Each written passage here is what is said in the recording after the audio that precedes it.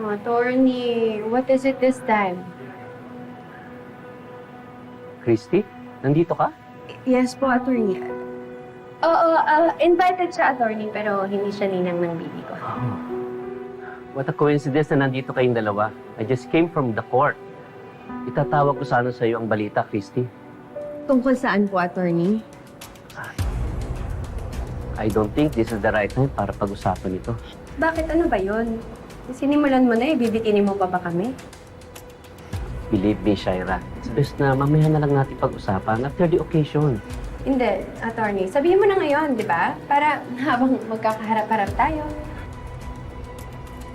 Jordan? It's okay, attorney. Go ahead, say it. Christy, Yes po.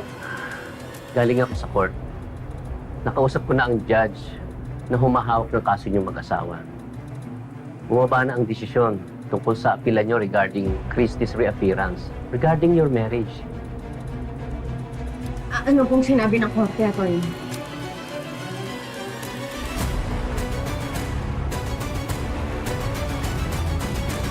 Attorney, ano pong sinabi ng korte?